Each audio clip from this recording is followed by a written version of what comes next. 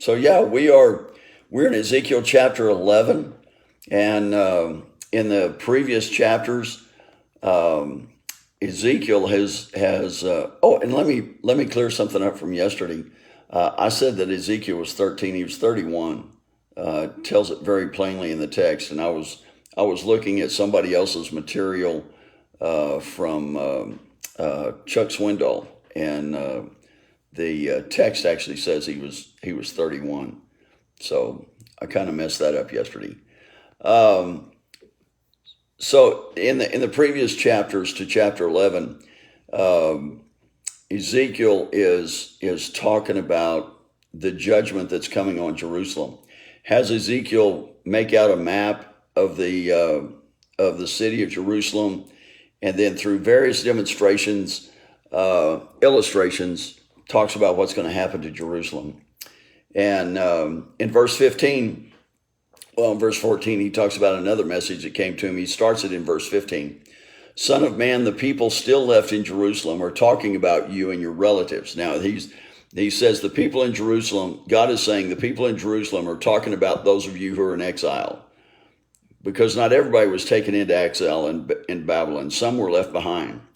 And so he says, Son of man, the people still left in Jerusalem are talking about you and your relatives and all the people of Israel who are in exile. They're saying, quote, those people are far away from the Lord, so now he has given their land to us. That would be troublesome if you were one of the exiles and the people back home are going, hey, now their land is ours. Verse 16, therefore tell the exiles, this is what the sovereign Lord says. Although I have scattered you in the countries of the world, I will be a sanctuary to you during your time in exile. I'm going to come back to that in a minute.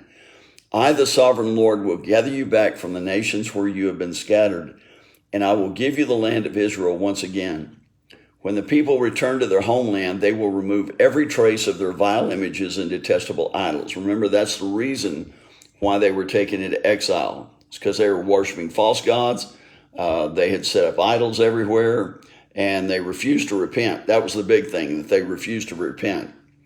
And I will give them, verse 19, and I will give them singleness of heart and put a new spirit within them. I will take away their stony, stubborn heart and give them a tender, responsive heart.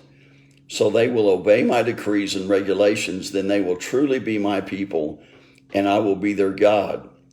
But as for those who long for vile images and detestable idols, I will repay them fully for their sins. I, the sovereign Lord, have spoken. So God says, I'm gonna, those of you who are in exile, who truly repent, I'm going to take out a stony heart, which is indication of a rebellious heart. A hard heart is always against God. He says, I'm going to give you a heart of flesh. I'm going to give you a soft heart. I'm going to give you a heart that's pliable. That's one of the things we always want to stay in with God, is we want to keep a pliable heart. We don't ever want to be one of those people who thinks they've got it all figured out. Because I don't know about you, but about the time I think I've got God figured out, he does something that doesn't fit in my little box, and then I've got to start all over again. You're not going to figure God out. Not with this finite mind, you're not going to. And he says, I'm going to take out a stony heart, a rebellious heart, and I'm going to put in a soft and pliable heart. So I want to challenge all of us, keep a soft and pliable heart. But I want to go back to verse, where is it? Let me find it again. Yeah, verse 16. I wanted to come back to this. It says, this is what the sovereign Lord says. Although I have scattered you in the countries of the world. He's talking about they've been scattered. They've been taken into exile. They're out of their homeland. He says, I will be a sanctuary to you during your time in exile. So you think about what a sanctuary is. A sanctuary is a place of protection. It's a secure place. It's what's some other words I could use for sanctuary? It's a protected place. And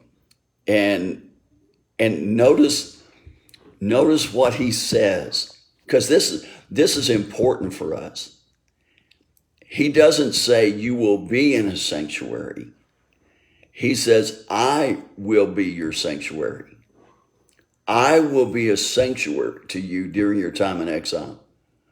You see, it doesn't matter where we are. It doesn't matter our physical condition. It doesn't matter what's going on in the world around us.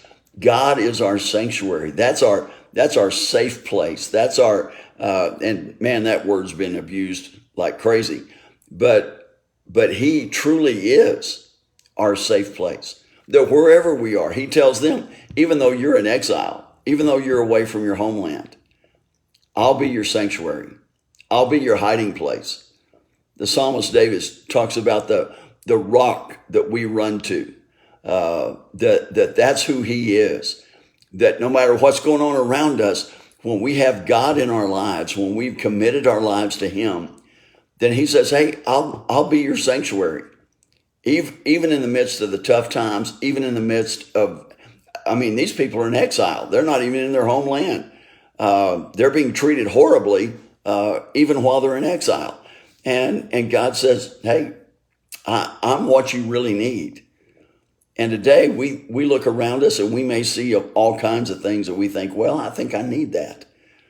And God says, will you just let me be your sanctuary? Will you let me be the place that you run to? When things around you are crushing and collapsing, let me be your sanctuary.